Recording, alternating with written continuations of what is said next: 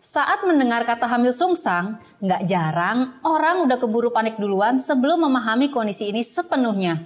Padahal dengan penanganan dan pemantauan yang tepat, kehamilan sungsang bisa berjalan dengan baik sampai persalinan kok. So, kalau mau tahu lebih lanjut, yuk simak pembahasan saya di video kali ini mengenai 5 hal yang perlu Bumil ketahui tentang kehamilan sungsang.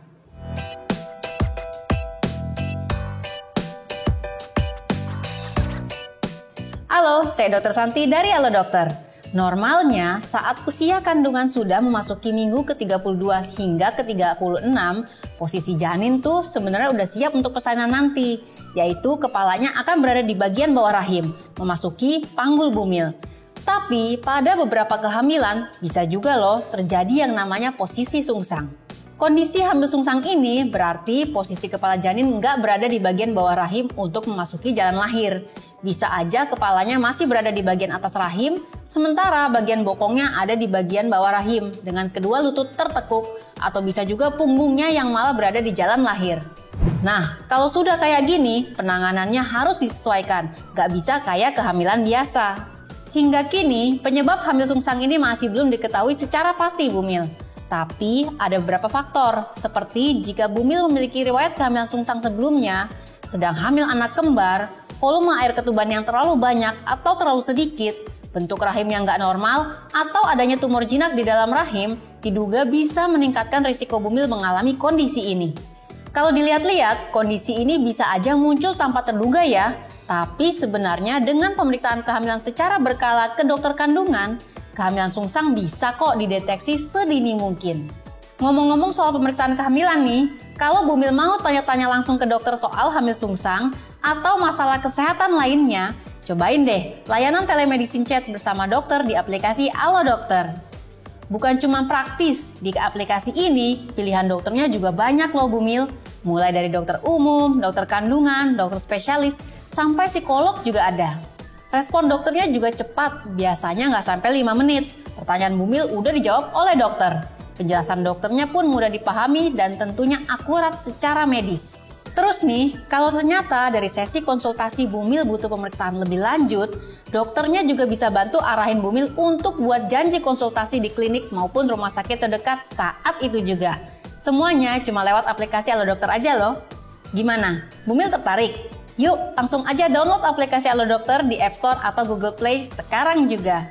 Oke, balik lagi ke pembahasan ya. Nah, kalau Bumil mengalami kondisi ini, ada 5 hal yang penting banget nih untuk Bumil ketahui tentang kehamilan sungsang. Simak baik-baik ya, Bumil. Yang pertama adalah mengenai jenis hamil sungsang. Berdasarkan posisi janin di dalam kandungan, hamil sungsang terbagi menjadi 3 jenis nih Bumil. Jenis yang pertama disebut dengan Frank Bridge.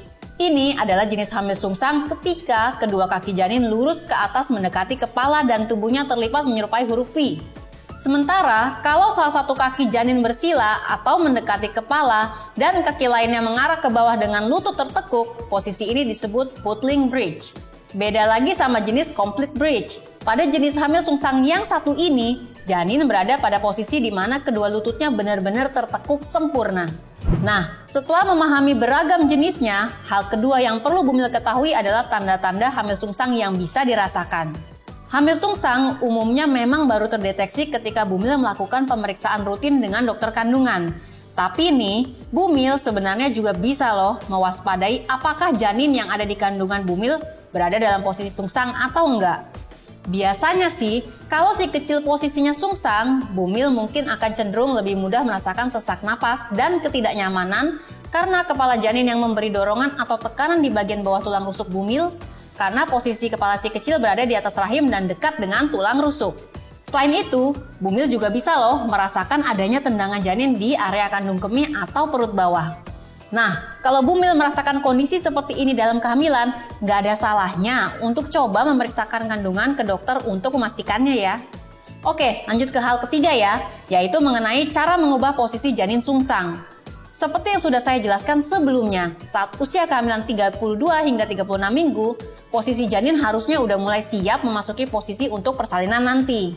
Nah, kalau pada usia kehamilan ini ternyata janin malah berada pada posisi sungsang, Bumil bisa nih melakukan beberapa cara yang bakal saya jelasin ini untuk membantu si kecil mengubah posisinya. Oke, cara pertama, Tumpukan beberapa bantal di bawah pinggul saat Bumil berbaring telentang.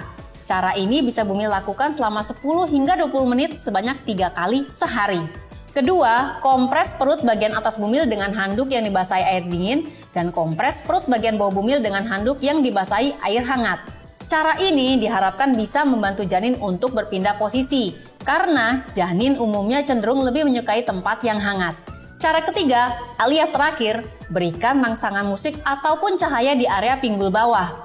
Rangsangan ini diharapkan dapat membuat si kecil tertarik dan mengubah posisinya. Setelah usia kehamilan sudah memasuki 37 minggu, dokter akan melakukan evaluasi kembali kondisi dan posisi janin. Jika posisinya masih sungsang, dokter mungkin akan mempertimbangkan metode external cephalic version atau ECV untuk mengubah posisi janin. Tapi ingat ya Bumil, metode ECV ini nggak selalu bisa dilakukan. Belum lagi ada risiko-risikonya, seperti ketuban pecah dini atau perdarahan pada rahim. Jadi, biar dokter aja ya yang mempertimbangkan penanganan terbaik saat Bumil mengalami hamil sungsang. Dokter tentunya hanya akan melakukan tindakan ini jika manfaatnya dinilai jauh melebihi resikonya. Sebelum masuk ke poin selanjutnya, saya mau ingetin dulu nih untuk subscribe ke channel YouTube Halo Dokter. Terus jangan lupa juga untuk nyalain lonceng notifikasinya biar setiap ada video informasi kesehatan terbaru dari Halo Dokter, Bumil bisa langsung dapat update-nya. Oke, lanjut. Hal keempat yang perlu Bumil tahu tentang hamil sungsang adalah komplikasi yang bisa terjadi. Secara umum, hamil sungsang sebenarnya nggak selalu akan menjadi kondisi yang berbahaya kok Bumil. Namun, jika hamil sungsang masih berlangsung hingga masuk waktu persalinan dan janin tetap dipaksakan lahir secara normal melalui vagina tanpa persiapan apapun sebelumnya, ini nih yang kemudian dikhawatirkan bisa menimbulkan komplikasi. Beberapa komplikasi tersebut diantaranya bayi cedera saat lahir, persalinan menjadi lama, dan gawat janin, atau kondisi ketika bayi kekurangan oksigen saat dilahirkan. Sekarang kita masuk ke poin terakhir ya, yakni mengenai metode persalinan. Sebenarnya, setiap dokter kandungan sudah terlatih untuk menangani persalinan dalam banyak kondisi, nggak terkecuali hamil sungsang. Tapi tentu metode persalinan yang dipilih akan tetap disesuaikan dengan kondisi Bumil secara menyeluruh ya.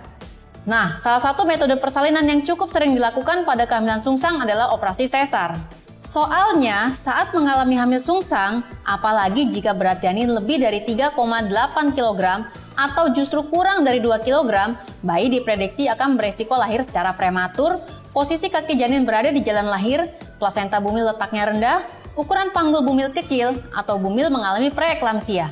Makanya, metode persalinan sesar ini dianggap lebih aman untuk ibu maupun janin dan juga dapat mengurangi risiko komplikasi yang bisa muncul jika dipaksakan lahir secara normal.